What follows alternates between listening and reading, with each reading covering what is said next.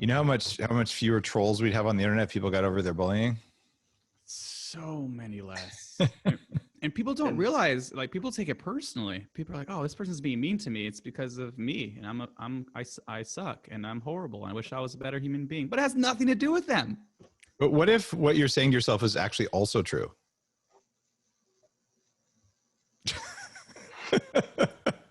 Just unrelated, but I mean, it doesn't disprove it. I just want to. No, I mean, it's not as true, but they are just like thoughts. We always talk about like. I'm with you, man. I had social anxiety. I was bullied, all that stuff. So I'm 100% with what you're saying. Okay, cool. Oh, sweet. Awesome. So on that note, we're the social ninjas. I saw Kyle like, oh, excited. I was about to jump in. I know. Let's take over. Kyle's like the adult in the room, right? Yeah, he totally is. That's why we work really well together. I'm like the. Yeah, thanks, Dad. I keep it playful. He keeps it, structured. So it's good. Perfect. Go ahead. You're Dad. taking it away. Oh, I was gonna let you have it. All right, we have a special That was guest. the crappiest start of a podcast I've ever seen. You know what? It's the journey, okay? Not the destination, Dave. All right, we're the Social Ninjas podcast. I'm just gonna keep it whatever. All right, so this is a new episode. Thanks for tuning in. If you're listening, you're amazing. If you're not listening, I love you as well. We have a special guest. Forgot. I have a co-host, Kyle. What's up, Kyle? What is up? I'm glad to not be gone and forgotten. Kyle. So I was overcompensating maybe. We have a special guest, Dave Asprey. What's up, Dave? What's up, Jeremy? You guys are super dorks. Do you know that? Oh, thank you, Dave. I mean, we've just been chatting for a few minutes before starting the show, and I'm really impressed. I mean, it takes work to achieve what you've achieved. Really? On the level of dorkiness, I mean. Oh, yeah. I'm coming from a fellow dork. I'm just like compliments. So for human beings who don't know who Dave Asprey is, and they're wondering, they're listening, like, who's Dave Asprey? Can you tell us a little about who Dave Asprey is and what you do? I'm probably best known for being the founder of Bulletproof Coffee. People call me the father of biohacking because I started the biohacking movement around this idea that it's desirable to take control of your own biology so your body will do what you want and your mind. I used to weigh 300 pounds. I weigh about 200 pounds. People have lost 1 million pounds on my diet. I've written several New York Times bestsellers, including like monthly science list bestsellers, sandwiched between Homo Deus and Sapiens, which was a highlight of my authoring.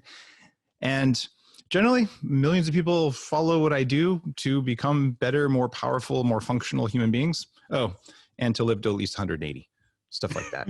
At least. Yeah, no ceilings here. No ceilings. And kind of just getting into it real quick. Tell us about the beginning. Like, what inspired you to want to figure it out and biohack? Well, when I was a kid, I was obese. I had arthritis in my knees when I was 14. I got bullied a lot. I had Asperger's syndrome. I had OCD and ODD, oppositional defiant disorder. I think I probably still have that. It may actually be good for you. I don't really have that, I don't think. But, and all of that, I had a really successful early run in my career in Silicon Valley. I made $6 million when I was 26. I lost $6 million when I was 28. Oops. So that was nice. Oopsies. When I was 23, I sold the first thing that was ever sold over the internet. It was a t-shirt that said caffeine, my drug of choice. And when people say, Dave, you weren't actually 300 pounds. I'm like, you want to see my picture from Entrepreneur Magazine when I was 23? Because I'm pretty much a fat ass. And they're like, oh, okay, I guess you're not lying. And so I've had this amazing career in Silicon Valley. And I decided after 3 knee surgeries that I was going to lose the weight no matter what it took. So I did what's supposed to work. 6 days a week, hour and a half a day, half weights, half cardio, low fat, low calorie diet for 18 months. End of it, still have a size 46-inch waist, still weigh 300 pounds, can max out all the machines. And I decided, sitting at a Carl's Jr. with my friends, I was eating the chicken salad with no chicken and no dressing. And they're eating double Western bacon cheeseburgers. I'm like, they all eat way more than I do, and they don't work out, and they're all thin. Therefore, I'm eating too much lettuce. And I'm not talking eating disorder. I'm just talking sincere desire. Just like, I can't be fat anymore. I don't like it that my brain is not working the way I want. Got it, yeah. So I went down this path of learning about my biology and figuring out the stuff that wasn't in the books or was in old books. I went to Tibet to learn meditation from the masters. I did ayahuasca in the Andes years before anyone could spell ayahuasca. In fact, I went down there in the guest house where I was staying. They're like, I still can't spell it. I'm just being honest. me either. They're like, Dave, you're white. I'm like, yeah, I know. Like, but ayahuasca is like for local people. You'll throw up. You'll hate it. Like, don't go do that. And I said, no, I want to. And I did. So I basically explored the world of personal development because I had been in a bad relationship that I exited and I made a bunch of mistakes. You know, you make a life's fortune and you lose it. You know, you get well known for selling something over the internet before Jeff Bezos, yet you don't really do anything but get tired of sending t-shirts out of your dorm room. So you shut it down. So I made a lot of mistakes and realized I could learn from people 3 times my age. And eventually I got tired of tech and I started a blog to tell people what I wish someone had told me when I was 19. And you know, what is that, Dave? Man, there's a lot, but it comes down to this. It's that what happens up here is a direct result of what happens in the cells in your body. So if your body's broken, then it's very hard to improve yourself. And if you fix your biology, you still have work to do. It's heavy lifting, this personal development stuff. And eventually I'm like, I'm lazy and I have a job and now I have kids. So I started a neuroscience company and we do neurofeedback to replace decades of meditation and personal development work in 5 days of really, really heavy lifting. So I spent 4 months of my life with electrodes on my head. And now I spend very little wasted energy in my brain. I don't spend a lot of time thinking about the stuff that used to be scary that shouldn't have been. I understand where the patterns that drive our behavior come from. And I just wrote a book about fasting that's coming out. And I found a paper that says 15% of the thoughts in the average person's head every day are about what's for lunch, what's for dinner. It's about your next meal. So I cleared that out of my head too. I know I have all this extra space in there. God knows what I'm going to do with it, but I'm still working on that. But I believe this is our birthright, is to have a brain that does what you want, a body that does what you want, and that you should live a lot longer than Mother Nature wants you to. 180. Well, 180 is the minimum. So, And is everyone's brain different? Like, oh yeah. I mean, was thinking. we've had more than 1,000 people come through this neuroscience facility, and man, 90% of people have some sign of hitting their head at some point in their life, and a lot of them don't remember it. It's like, oh yeah, when I was 3, I was unconscious for 2 days, or oh yeah, I got in this car accident. But we see signs of it electrically, and then you can teach the brain to route around it, but it changes your personality. Right. So there's that part of it. And then there's also just some people have high levels of brainwaves in a certain part of the brain that if you do what traditional neuroscience does to cure people, like let's look at what 10,000 people's average brain looks like, and that's perfect. But if you take music and you average out all of the music to make a song everyone will like, no one likes that song. So the deal is to figure out what an individual brain's superpowers are and where it's weak, and then amplify the superpowers and not focus on the weaknesses, but just like patch them over a little bit. So we're not going to ever, I don't think, be able to take someone who's really strong as an artist and very weak in math and turn them into the world's best mathematician. Like you don't, it's not in there. But there's a lot that you can turn on in someone's brain. But all brains are different, and you've got to be really custom about the way you do it. So going back what you said just a few minutes ago, you said that you have so much more, what was it, brain energy, so much more space. You're not worrying about or scared of things that you don't need to be. How do you get to that point? That seems like a really intriguing topic. Okay. All right. I'm going to walk you through the algorithm for all life on Earth. And this is why we do what we do. So this doesn't matter if you're a single cell bacteria, if you're a zebra, a tree, it doesn't matter. This is what you do at the very basic level. And the way I came about this is I studied artificial intelligence in my undergrad, and I taught people how to build these complex internet systems early in my career. And so this was a gentle awareness when I studied biochemistry. I'm like, wait a minute. So a bacteria doesn't have a brain. It has very few things it can do, and it has to be able to do only the minimum necessary. So the simplest form of life. Step 1, run away from, kill, or hide from scary things. So this is fear. And you put 10 times more energy into fear than it deserves because it might be dangerous, and you're not very good at determining what's dangerous and what's not. And this is the automated system that will pull your hand away from a hot stove before you realize it's hot. Because if you ever say, oh, good thing I pulled my hand away, you didn't pull your hand away. You didn't decide to do that. Some other system decided to do that. That's still in there and active right now. And if that's fear, the second thing that all life has to do is eat. So eat everything, right? And you do that because famines kill a lot of people. So we have food, we have fear. And there's one more F word that all life has to do to make sure it stays around on the planet. Can you guess which one that is? It's a word, not sign language. Is it F-U-C-K? Oh man, dude.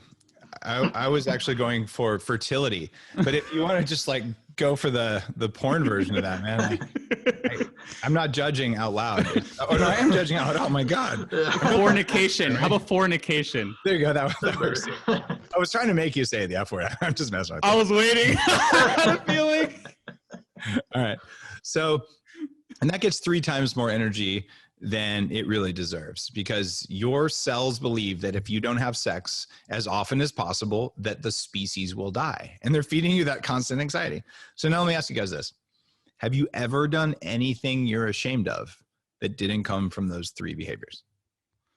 No. Kyle's Definitely looking like you not. might have. I've Thing, though. done all 3 that I'm ashamed of. But I mean, but it's like every human behavior we do that we wish we didn't. Man, I shouldn't have gone on that date. I knew it, but I did it because legs, and then I shouldn't have eaten the entire pizza, but I did, even though I told myself I wouldn't. And I should ask that girl out, or I should have taken the job interview, or I shouldn't have shied away, or procrastination, all kinds of stuff. It's all about those 3 things because they get more attention than the 4th F word. Which is friend. And all life does this. You put yogurt together, so you get bacteria together, you get yogurt, you get kombucha, you get a forest, you get a herd, and you get a tribe of humans who protect each other and help each other and all that. So we're wired inside ourselves without ever thinking one thought to do this, which is remarkably cool. That's right? Good. It's cool. And that's the model. So for me, to answer your question, how did I make all that space in my head? Well, number 1, I don't think about food because I learned how to do fasting, right? And I learned how to train my cells to just wait for food without being stressed, because I don't eat 6 times a day the way I did when I was fat, because we just have really bad information. I learned what to eat, what not to eat, when not to eat, and magically you get 15% of your thoughts back, and probably up to 50% if you're fat like I was. And then dealing with fear is a major thing. And I've done all kinds of personal development practices, but the one that works the best is actually forgiveness. So I do forgiveness with electrodes on my head and the equivalent of a lie detector showing me that I actually really truly forgave someone instead of saying it. You have to tell them you forgive them. You just, in your own mind, you just reset the pattern, because your little fear filters, they're set when you're a kid. They're set by parenting, by bullies, by weird little things that shouldn't even matter, that you probably don't even remember, but it's just your cells trying to figure out, is that dangerous or is that not dangerous? And they decide if it's dangerous before you can think about it. So you feel the fear and then you decide it must be dangerous, or you just react and you get defensive, right? And this is a primary driver of why people act like jerks to each other, is that fear pattern matching system. So I went through, and there's a technique with neurofeedback where you can reset the pattern so it's not triggered. What they normally teach you in personal development and in a therapist's office is, well, feel the feelings, let them flow through you, and just don't be reactive. Just understand it'll pass. And I've done all that. The problem is it takes electrons, it takes energy to feel all those damn feelings that are not matched on reality. They're matched on a bad model of reality. And so I went through and I edited all my patterns. Well, at least all the ones I could find. There's probably a few left. And what you end up with there is this huge amount of mental space to do stuff, because you're actually acting on reality instead of on this fear-based picture of reality. And then the 3rd F word, sex. In my new fasting book, I actually talk about fasting from masturbation, fasting from porn, and teaching yourself that, you know what? If I don't ejaculate, I'm not going to die. Because every guy on earth has reached the point where if I don't come right now, I'm going to die. And it's never true, but dang, it feels true. Kyle's looking like he's in that space right now. Is that true, Kyle? Wow, put me on the spot. Hopefully mom isn't listening to this one. He's blushing, isn't he? Yes. He's turning into our logo, the social ninjas. It's like, look at that. I didn't ask for a rating on your show. But like those are the things, man. You master those and you've got it. And for women, the rules around ejaculation are a little bit different. And I write about some of that in the book. It's a small part of Fast This Way. But I decided it was time to write a book saying, all right, like, let's get in charge of the easiest to hack voice in your head, which is that I'm hungry, I'm hungry, I'm going to die if I don't eat, I'm hungry, eat everything. That frees up so much energy. And at the same time, if you eat the right stuff and you do fasting, you actually make more energy. So you're like, I wasted less and I made more. And then like, I have like 30-40% more energy. And people have, for 10 years since I started writing about this stuff, like, Dave, I got a new job. I got a $30,000 raise. I started a company. And it's because you lowered waste and you increased power. And it's that easy. So are you saying no more masturbation? I didn't say that. I just said no more ejaculation. I didn't say that either. I think that's worse. There's an equation for guys that I talk about, and it's from the practice of Taoism, and it's age in years minus 7 divided by 4. So do the math. What number does that say? Kyle's a math guy. How old are you? I'm 27. 35. So we'll start with 35. So age in years minus 7. So 35 minus 7 is basically 28. 28, yeah. And divided by 4, 7. So what that says is don't ejaculate more than once a week. Oh. Now, here's the secret. At least if you have a partner, if you don't ejaculate more than once a week, you're going to have a lot more sex and a lot more oxytocin. You're going to live a lot longer. But they were actually trying to make people live forever. And the practice of just saying, all right, even just for a month, either I'm not going to ejaculate at all, or I'm just not going to ejaculate more than that amount of time.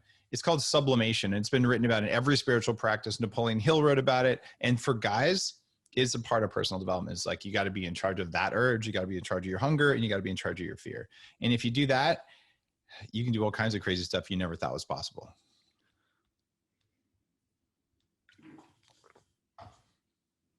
You look like you're having fun there, Jeremy. Are you looking at porn again? I'm taking notes. Age minus 7 divided by 5. It's all on my blog. It's in the book, so I write about this. I like notes. This makes it fun. It's totally cool. I'm curious to go back to, all right, therapists and the modern ways of feel it, and it takes a lot of energy, you said. So like, what's some like basic ways that we can reprogram our brains? Well, probably the lowest hanging fruit, especially if you've been bullied or about a specific trauma. It can be bad parents, and it can be really serious traumas, like injuries or abuse, whatever it is. But there's a practice called EMDR that therapists will do. And it turns out there's a reset mode where you move your eyes back and forth, left to right, in a certain pattern with the therapist. It's not hypnotism. And all of a sudden you like snap into this weird state where you can go in and reset your trauma patterns, and it works. I'm so hyped. I'm literally about to do that. Amen facilities. Oh, yeah. He's a dear friend. He saved my career when I was like 27, without knowing it. But about 20 years ago, when his first book came out, I was like, oh my God, I'm failing at Wharton, but it's because my brain is broken, not because I'm just stupid. I'm like, I don't think I'm dumb, but I'm clearly dumb because these other people seem to understand all this crap, and my brain was just fried. I had toxic brain damage. It really did change my life, and he's been on my show many times, and I just have so much appreciation. I mean, that guy took so many hits. He was right the whole time, and he just took so many hits from his profession, and he nailed it. And now he's, I think, way more lauded for his work. That's beautiful. Yeah, we had his wife on, and I'm gonna do like a fun little vlog experience where I'm gonna do the whole brain scan. Everything you talked about. It's gonna change your life, man. It's a really big deal because all of the things you're like, your inner voice, what he calls automatic negative thoughts, like, oh, it's some kind of inner fault. It's not. It's just hardware problems, and they're hackable. Once you hack your hardware, like, I got to fix my software, right? Then it's your emotions, and it's the way you think about the world. Then it's your emotions, and then there's spiritual stuff to work on as well. But that's the path, and that's always been the path. And it helps a lot to have a biology that works and makes enough energy to walk the path. And for me, that was my core problem. When you get really fat like that, your body's making inflammation instead of energy. So I want to talk more about the fear side. I mean, I know Jeremy and I both have struggled and still struggle from time to time with anxiety, social anxiety. I know a lot of people listening are. what would be like the first step in sort of kind of hacking kind of that anxiety side? And because I mean, it's kind of hard to, like you said, you kind of start worrying about things that you don't really need to worry about, and anxiety just kind of goes out of control. So Kyle, when I was 27, I realized I didn't understand the way people interacted whatsoever. And I definitely had social anxiety. So every Thursday night for about a year and a half, I'd go to a place on the Stanford University campus near where I worked. And it was called the Stanford Barn. And there was this little business networking thing. And I would like stand in the corner and like this fat computer hacker in like a hacker t-shirt. And I just like watch people like an anthropologist until I like figured out the dance and actually learned how to do it. Practice makes perfect. Right. And I've made it a habit in my life, if I know something scares me, to just go do it relentlessly until I drop the fear. Right. And just realize, yeah, okay, it's okay to be scared. I'm probably not going to die. Right. And what anxiety really is, it's a feeling that you're going to die. But if you know it's not true, then you're like, all right, I'm just going to like see what that feeling is like. And it's actually terror. And one of the things that I discovered was I had social anxiety, but I was also actually more afraid of being alone. And I didn't realize this because it's not a fear that you think about. In fact, you never think about fear, right? Fear is a feeling. And usually the feeling happens and then you're like, I'll make up a reason for the feeling because there must be a reason for it. So we have this weird reverse logic, right? So I was afraid of being alone, which means that I would be in bad relationships. I'd basically do anything not be alone. So I hired a shaman to drop me off in a cave in the desert with no one around for 10 miles in any direction for 4 days with no food because I was also afraid of being hungry, right? And I sat there for 4 days and there was nothing I could do about it, right? Except for feel about it and think about it and do the work. And that's actually what Fast This Way is based on, the story of doing that, along with all the practices and science and things you can do and all that.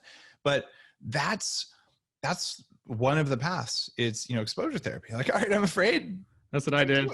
Did you? Oh yeah, I did free hugs around the world. I like interviewed celebrities on the red carpet because it scared me.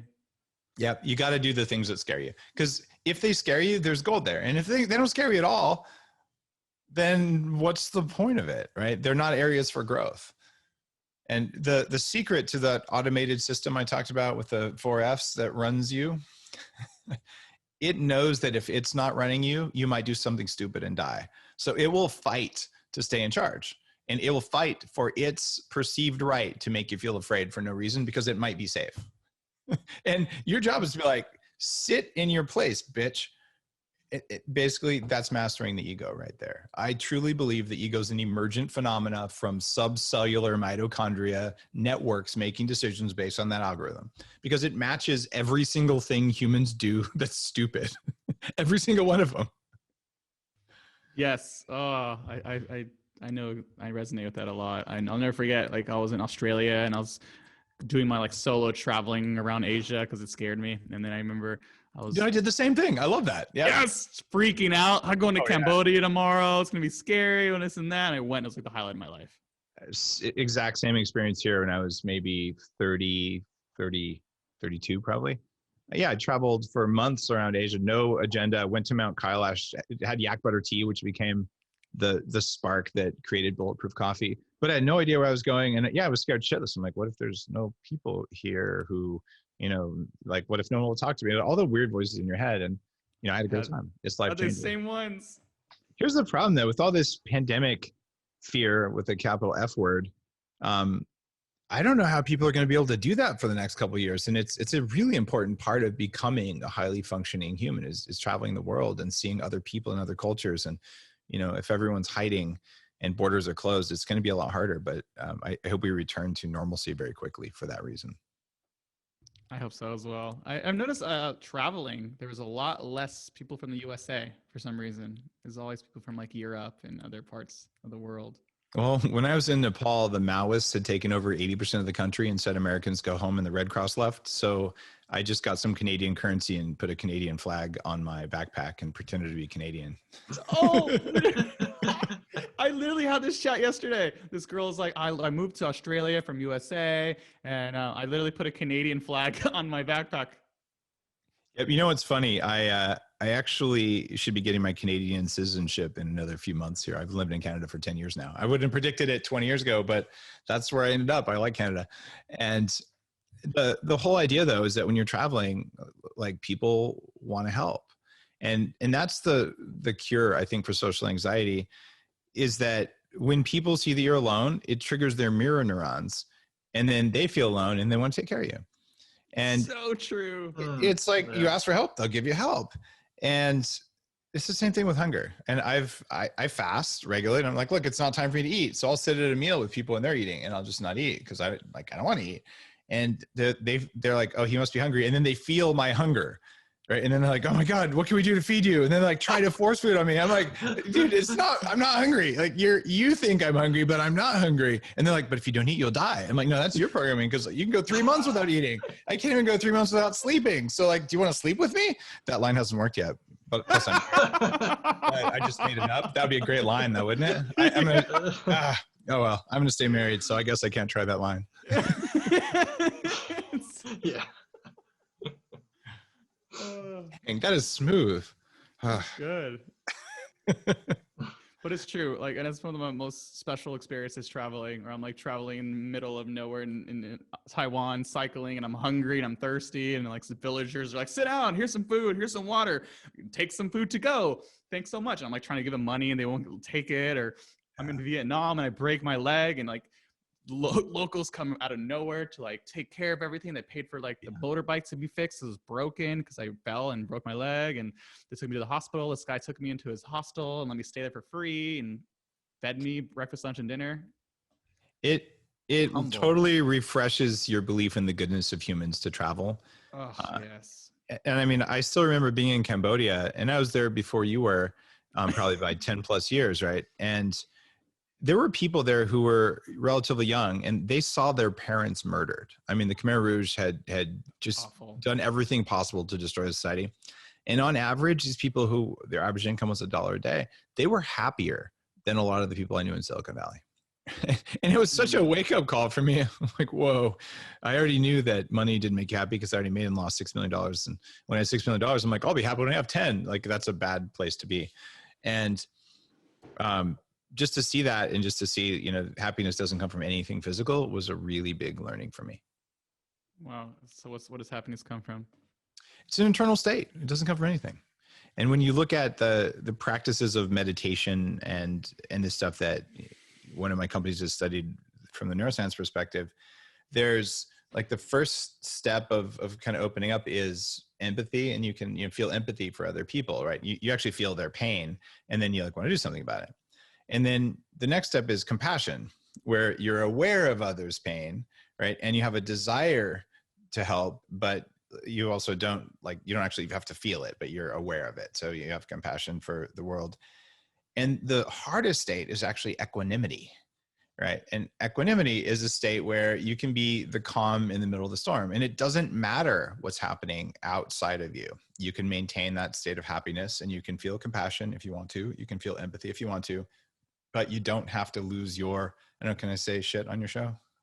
Oh yeah. Good. I mean, fuck yeah, you can. Good. You're gonna have to bleep it otherwise, but yeah, without losing your shit. So, you know, if you can meditate in the middle of a hurricane, all right, then you've achieved equanimity. And you can meditate when people are, you know, losing their shit all around you, and you don't lose yours. We need a lot more of that right now.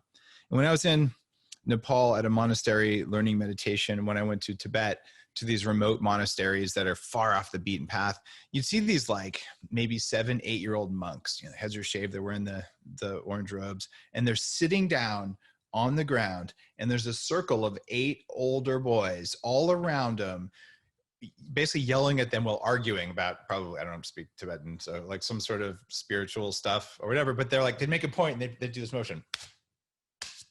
You know, like kind of aggressive posturing, and they're all around, and the kid on the ground is like, blah, blah, blah, blah, blah, and they're actually teaching them to be calm and to have their brain working, even though there's like 8 kids around you, bigger than you, making aggressive gestures, all yelling their arguments against whatever you're saying. And the kids are learning already to just have that inner peace. And that's what we're losing. So right now you watch the news, you go to social media, and people are like, and they lose it, and they're like easily programmed. You don't have to be that way. Oh, so good. I did the 10-day meditation retreat with Essen Gwenka. Oh, nice. Was it silent the whole time? You did Vipassana? I did Vipassana, silent. Nice. Oh my God. I was so satisfied. And it's funny, all this stuff you're bringing up, it all makes sense now. I remember after the retreat, I went to this pool and this gorgeous girl came on to me and she's like, let's hang out sometime, this and that. I wasn't interested at all. Like, she's like, are you joking me? Like, I'm hot. Like, why isn't he down? But I was just so satisfied. Yep. You realize the urges weren't in charge. And that said, good sex is an anti-aging drug. You know, I highly recommend it. I just think that you got to be more conscious about it, right? It can be addictive or it can be a spiritual experience. And, you know, at that point, you just have to decide whether she was going to be a spiritual experience for you that night. Oh yeah. No, I didn't like her. I didn't like her personality. I didn't see anything long-term coming from it. So I was just kind of like, meh. Yeah. Like, not for me. And that's a super healthy place to be, right? Very. Otherwise, I'm going to die if I don't have the third F word. Then God knows what decisions you'll make, but probably not the best ones for you. It goes for men and women together, right? Yes. So I'm curious, do you do any morning or evening routines? I have this one meditation that works really, really well, and it's helped me get over bullying. So I take these like 3 really deep breaths, and then I meditate on the blood of my enemies. And it works so really well. What? I can't tell if you're joking or not. So He's just even paying attention. He's still trying to keep a straight face. Like, what? Sorry. No, I don't actually do that. All right. That is a clip worthy of Instagram if there ever was one. My God, that was too good. All right. So what do I actually do? It changes a lot. So before I had kids, I'm like, I've got this. Okay. I'm going to wake up at, 5:30 and I'll like make some green tea. I'm going to have my coffee after I meditate. And then I'll do, 20 minutes of art of living, breathing exercises. And I did this. I did those for like 5 years. Right. And then I'll do some like shamanic meditation stuff. And then I'll do a little bit of yoga. Right. And then I'll, make my coffee using a Japanese little siphon thing that takes 10 minutes. And if you stir the coffee just right, it makes a little volcano thing and it's an act of meditation in and of itself. What? Oh, it's awesome. Right. And then I had kids and you're like, no matter what time you wake up, they have little radar systems to know that you're awake because they want attention. So like you can't meditate. Right. And my kids are now 11 and 13. So I'm just now getting to the point where I can have a morning meditation or a morning practice, except I got to drop them at school half the time, or probably more than half the time, depending on whatever my wife is doing. We kind of trade off. So stages of life, it really matters. But if you're in a parenting role, you're pretty much screwed on your morning meditation. Right. Is that like, because like, is that two guys or what? I don't know which side he's on your screen. What happened? No, Kyle has 3 kids. Oh, you do? Okay. Yeah. Oh, okay. Yep. So you know what I'm talking about, right, Kyle? Yes, sir. Keep talking. Yep. Tell me how to do this. Well, on that one, it's probably going to be about leaving the house, and it's going to be about making a deal with your partner. Says, hey, I need to go do this, but you don't have to do it every morning, right? So then what you do is probably go to a yoga class that has lots of breathing and meditation, or go to a specific meditation class and just get the heck out of there, because you're not going to do it at home. Right. And this is something they don't talk about for parents. So I would say do as much of that morning practice stuff as you can before you have kids, because you'll be a better parent anyway. And then when you've got the kids, focus a lot on gratitude, and you can do it with your kids. I've been doing it with mine. It's like every night. And it's like this. I was like, I do it. Nice. Well, here's what I've been doing for, I guess, 13 years now. Well, not the first year, but it's 3 things you're grateful for that happened today. 1 thing that you failed at, and failure means something you worked on and that you didn't achieve, right? And then if the kids say whatever it was, you're like, good job. You did something challenging and you're learning. And if they're like, Daddy, I didn't fail at anything today, I go, oh, I hope tomorrow can be a better day. Right? Wow, I love that so much. Because I don't want them to have fear of failure. Like, do you know how big of a fear that is? Right? It's such a yes, from like, getting bullied really, really badly. I know that fear. We all know it. By the way, most of the entrepreneurs I've taken through 40 years of Zen were bullied. And they're like, oh my God, I'm running my big company now to prove I'm good enough to the bully in 7th grade. And then you drop that and you're like, instead, I'm doing my company for the good of bringing new stuff into the world or for whatever purpose you have. And so being pulled towards something is less work than running from failure, but you can succeed from either one. Just one involves suffering, one doesn't. And reaching that shift over for me, it was, it's a lot less work, but it starts when you're young. And the final thing that I do with kids is tell me a win today, which is something that you did, that you worked on, that you achieved, right? So you can celebrate a success. You can find some things you're grateful for. And as they get older, you tell them, find one thing that you'd be grateful for that someone else got, so they can learn community mindedness. And that happens around age 10. You start doing that. It's very hard for them to think of that. They're like, I'm grateful that I did something for something. No. You're like, what did they get that they wanted? And it's really hard because we're not wired that. We're wired to be selfish little monkeys when we're kids. Yes. Yeah. But that kind of stuff, man, that's the work. When you're a parent of young kids, your meditation comes from watching what your kids do and not losing it. Right. So it's powerful, but give me a sec. Take your time. I've been talking for like 6 hours straight. It's book launch time. So that's the work. Even just 5 minutes of breathing meditation stuff is really good. I would say the best book out there is James Nestor's. His book is called Breathe. It's a really good book. It just came out, and that describes some of the breathing exercises you can do. But that's probably the fastest way, or heart rate variability training, where you clip a little thing to your ear. Those are just about getting out of fight or flight mode quickly, because you don't have time to meditate, for an hour a day when you've got kids. That they need that hour a day from you. It's your job to show up, and it's your job to also be in a mental state to show up, and it's hard to do. Yeah. I feel so much better about myself right now. Yeah. We could change that if you want. Okay. I want to read Breathe. I want to read your book. I want to reach out to James, get him on the podcast. Yeah. He's a fascinating guy. He spent, 10 plus years learning all these different breathing techniques and just changing his whole biology from it.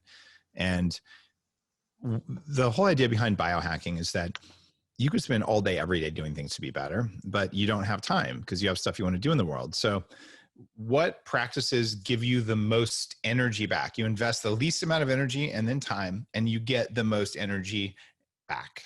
So you measure your ROI. How much do you invest is energy, not money and not time. And it's, do you feel amazing? Because if you have tons of energy, even if you don't have time, you can make time.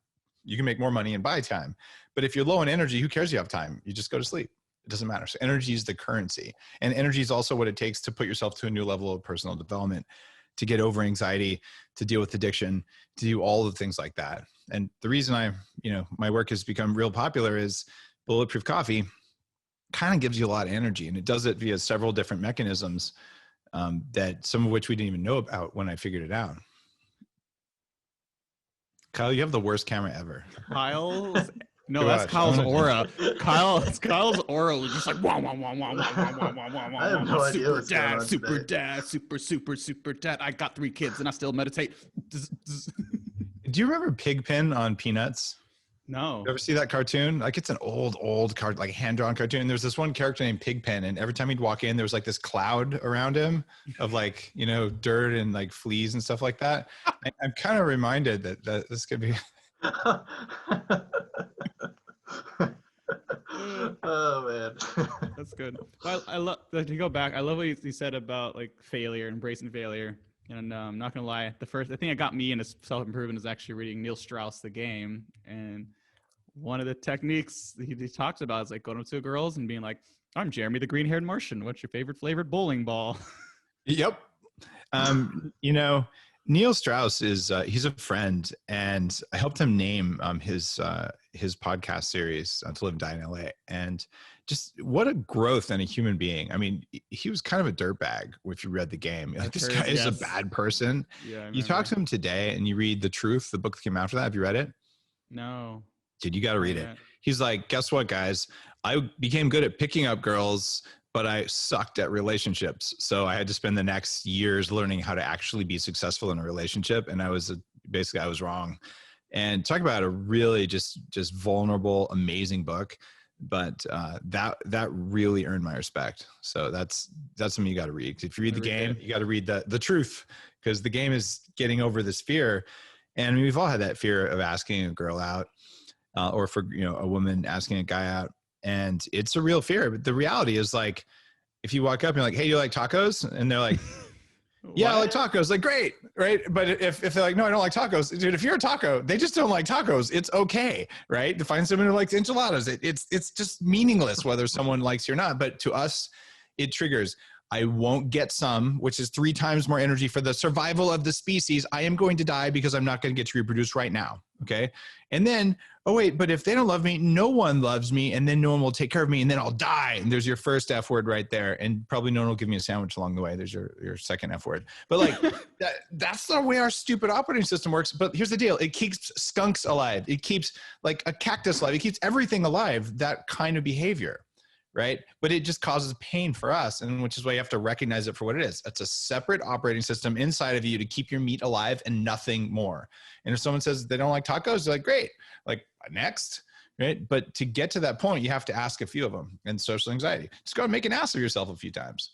Oh yeah, that's literally. I do this thing. I have a routine. I run. I run down the street every morning. I run down the street, and then at the end of the block, I just dance like the most ridiculous goofball in the world. And I like love it. Feel that feeling of like people are judging me, thinking I'm crazy, and I just keep going, and then it goes away, and I'm like, I don't give a F. I interviewed a guy like 4 years ago on my show about rejection therapy. Dude, was it me? I'm just wondering, did you write a book about it? I could have. No, I could write a book on it. Like, that's what I do. I like. This is a guy who went. I'm blanking on his name right now. I mean, I've interviewed almost 1,000 people, so sorry about that. So. But what he did is for every day for 30 days, he's like, I'm going to ask for stupid stuff until I hear a no. Yes, I know you're talking about. I had a phone call with him. It was great. I can't remember his name. His stories. He's like, can I get a burger refill? They're like, yes. Zhang. Yeah, there you go. Yep. And what a brilliant strategy, because he's like, and he gets one. He's like, I can't get people to say no to me. Like, what's going on? And can I have donuts in the Olympic ring? Rings, okay. Yes. Yeah. That's amazing. It's so good though, because eventually, like, when anyone can say no to you and it's not about you, now you can be the world's best salesperson. You can actually ask people out on dates, right? You can go to the car dealer and be like, I'd like to pay $5,000 less than you want for the car. And if they're like, what's wrong with you? And you're like, what's wrong with you? Like, there's no pain. Like, I remember I went once, I pulled into a BMW dealer in Silicon Valley. I'm driving my BMW 540 and I'm 29 or something. And I pull in and I want to buy a BMW station wagon, right? For my wife at the time. And the guy's like, oh, we have these and they're like $60,000. I'm like, that's funny, because I have like the newspaper. We saw newspapers back then. I'm like, and it shows here that there's 4 of these in the area for $36,000 and you want 60. I'm like, granted, your deal, I'll pay you 40 for any of these, but like, I'm not paying more than that because that would be stupid, right? And he hears his boss. He's like, well, get that newspaper away from him. You got to convince him of all this stuff. And I'm just like, no.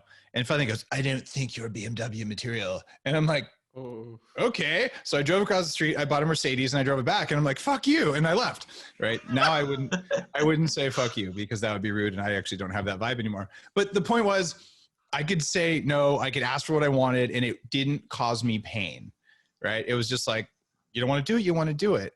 And it's so clean.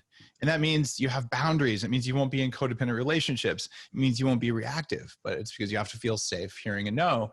And then you have to feel safe saying no to yourself. And the conversation that I would think most people have, just based on that data, that 15% I talked about before, is if you're saying today, I'm not going to eat anything sugary, or I'm going to fast today, whatever. And someone comes and they put a plate of cookies in a meeting and you hear a conversation and it goes like this. Cookie says, eat me. And you say, no. Cookie says, eat me. And you say, no. Cookie says, eat me. No. And pretty soon it's like yelling at you, eat me. No. Eat me. No. Right. And then now, Kyle, do I sound like a 2-year-old? Yeah. He has a 2-year-old. Yeah, pretty much. They just get more and more and more and more. Right. And eventually you go, fine, I'll just eat half. And then you're like, why am I such a weakling? Well, the 2-year-old knows that works sometimes too. And then you're like, okay, fine, you can have some, just like, shut up already. Right. Please. Like, I need my peace. And it's that voice in our head that's there. But when you learn how to say no, you can learn how to say no to yourself too. And it actually gives you like spiritual power. And that's why I think fasting, it can just be for health and having more energy, but there's also a spiritual fast that you can do where you're like, I'm going to sit down and do the work And for the first time, like I've written a bunch of books, and I realize I've been kind of a flake where you spend thousands of hours writing this detailed book, and then you put it out there. You're like, all right, read the book. It's got what you need. And then people are like, well, I read it, but, and I haven't been teaching them. So for this book, for the first time, I'm actually teaching people the book. Like you buy the book, you send me your receipt at fastestway.com. And I spent a couple of weeks walking you through the book, walking you through the practices in the book, including a 2-day spiritual fast. You can fast for 24 or 48 hours, but you do it in a community. So you get that support from other people we talked about, but I'm actually teaching you, like, here's how to do it so that you have the power to say no to the eat the cookie voice in your head. And I think that's one of the most important ways, saying no when, you shouldn't go on the date, when, you shouldn't do whatever it is you're about to do. No is a valuable word. That's powerful. Yeah. Just to touch back, like Zhang, I saw his TEDx and I'm like, whoa, I want to try something like this. So I was just doing rejection after rejection. And I told Kyle he did the coffee challenge. That's where you go to the coffee shop and ask for a discount.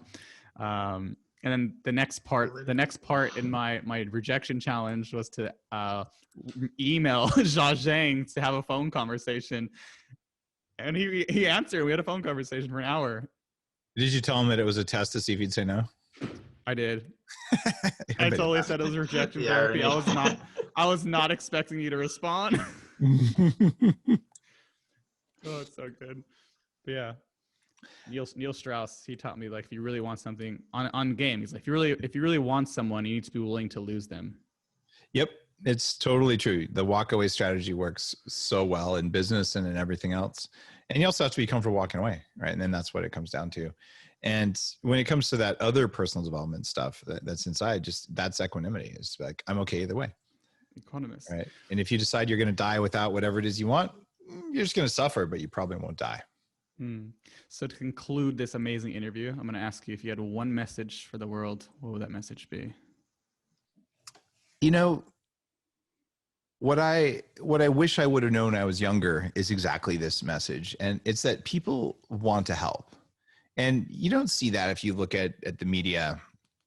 You don't see it if you watch the news, but the vast majority of people out there want to help you, and they will if you just ask. And so you live in that world. You just don't see that you live in that world unless you consciously pay attention to it.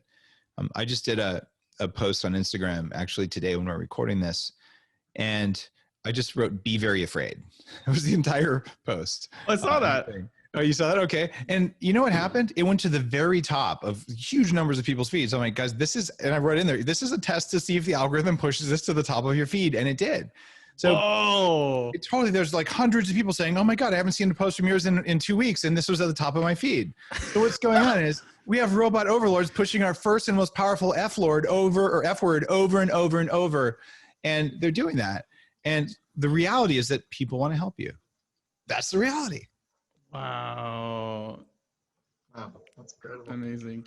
Well, thank you very much for coming on to our podcast. You're welcome. It's been a lot of fun. We definitely want to check out your book, and I'll send you a receipt. Nice. You're not getting the challenge if you don't. It's fastestway.com. Book's called Fastest Way. You get it anywhere you like to get it.